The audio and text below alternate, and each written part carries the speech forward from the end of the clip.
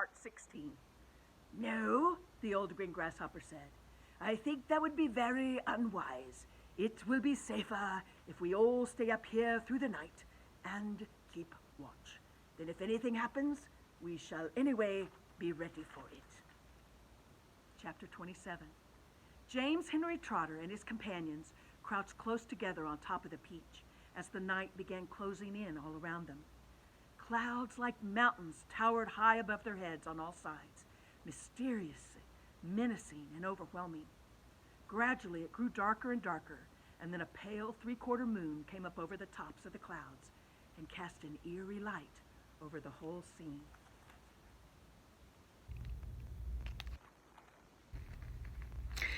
The giant peach swayed gently from side to side as it floated along, and the hundreds of silky white strings going upward from its stem were beautiful in the moonlight. So also was the great flock of seagulls overhead. There was not a sound anywhere. Traveling upon the peach was not in the least like traveling in an airplane. The airplane comes clattering and roaring through the sky, and whatever might be lurking secretly up there in the great cloud mountains goes running for cover at its approach. That's why people who travel in airplanes never see anything. But the peach, oh yes, the peach was a soft, stealthy traveler, making no noise at all as it floated along. And several times during that long silent night ride high up over the middle of the ocean in the moonlight, James and his friends saw things that no one had ever seen before. Once, as they drifted silently past a massive white cloud, they saw on the top of it a group of strange, tall, wispy-looking things that were about twice the height of ordinary men. They were not easy to see at first because they were almost as white as the cloud itself. But as the peach sailed closer, it became obvious that these things were actually living creatures, tall, wispy, wraith-like, shadowy white creatures who looked as though they were made out of a mixture of cotton wool and candy floss and thin white hairs. "Oh," the ladybug said, "I don't like this at all." "Shh," James whispered back. "Don't let them hear you. They must be cloud men." "Cloud men?" they murmured, huddling closer together for comfort. "Oh dear, oh dear." "I'm glad I'm blind and I can't see them," the earthworm said, "or I would probably scream." "I hope they don't turn around and see us," Miss Spider stammered. Do you think they would eat us?" the earthworm asked. "Well, they'd eat you," the centipede answered, grinning. "They'd cut you up like a salami and eat you in thin slices." The poor earthworm began to quiver all over with fright. "But what are they doing?" the old green grasshopper whispered. "I don't know," James answered softly.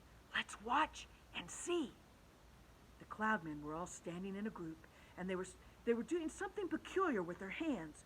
First, they would reach out, all of them at once, and grab handfuls of cloud. Then they would roll these handfuls of cloud in their fingers until they turned whatever looked like large white marbles. Then they would toss the marbles to one side and quickly grab more bits of cloud and start all over again. It was all very silent and mysterious. The pile of marbles beside them kept growing larger and larger. Soon there was a truckload of them there at least. "Oh, they must be absolutely mad," the centipede said. "There's nothing to be afraid of here." "Oh, be quiet, you pest," the earthworm whispered. "We shall be eaten if they see us." But the cloudmen were much too busy with what they were doing to have noticed the great peach floating silently behind them. Then the watchers on the peach saw one of the cloudmen raising his long, wispy arms above his head, and they heard him shouting, "All right, boys, that's enough! Get the shovels!" And all the other cloudmen immediately let out a strange, high-pitched whoop of joy and started jumping up and down and waving their arms in the air. Then they picked up enormous shovels and rushed over to the pile of marbles and began shoveling them as fast as they could over the side of the cloud into space. "Down they go," they chanted as they worked. "Down they go, hail and snow, freezes and sneezes and noses will blow." "It's hailstones," whispered James excitedly. "They're making hailstones, and now they are showering them down onto people in the world below." "Hailstones?" the centipede said. "Well, that's ridiculous. This is summertime. You don't have hailstones in summertime. They're practicing for the winter, James told him. Well, I don't believe it, shouted the centipede, raising his voice. Shh, the others whispered. And James said softly, for heaven's sake, centipede, don't make so much noise. The centipede roared with laughter. Ha! Those imbeciles couldn't hear anything, he cried. They're deaf as doorknobs, you watch. And before anyone could stop him, he had cupped his front feet to his mouth and was yelling at the cloudmen as loud as he could. Hey, idiots! He yelled. Ha ha! Nincompoops! Half-wits! Blunderheads! Asses! What on earth do you think you're doing over there? The effect was immediate. The cloudmen jumped around as if they'd been stung by wasps, and when they saw the great golden peach floating past them, not 50 yards away in the sky, they gave a yelp of surprise and dropped their shovels to the ground.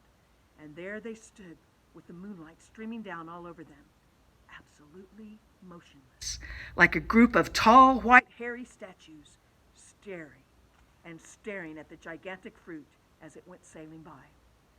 The passengers on the peach, well, all except Centipede, sat frozen with terror, looking back at the cloudmen and wondering what was going to happen next. Oh, now you've done it, you loathsome pest, whispered the earthworm to the centipede. Ha! I'm not frightened of them, shouted the centipede. And to show everybody, once again, that he wasn't, he stood up to his full height and started dancing about and making insulting signs at the cloudmen with all 42 of his legs. Well, this evidently infuriated the cloudmen beyond belief. All at once, they spun around and grabbed great handfuls of hailstones and rushed to the edge of the cloud and started throwing them at the peach, shrieking with fury all the time. Look out, cried James. Quick, lie down, lie flat on the deck. It was lucky they did. A large hailstone can hurt you as much as a rock or a lump of lead if it's thrown hard enough. And my goodness, how those cloudmen could throw. The hailstones came whizzing through the air like bullets from a machine gun, and James could hear them smashing against the side of the peach, burying themselves in the peach flesh with horrible squelching noises. Plop, plop, plop, and then ping, ping, ping, as they bounced off the poor ladybug's shell because she couldn't lie as flat as the others. And then crack! One of them hit the centipede right on the nose, and crack! Again as another one hit him somewhere else. Ow! He cried, ow! Stop it! Stop! Stop! But the cloudman had no intention of stopping.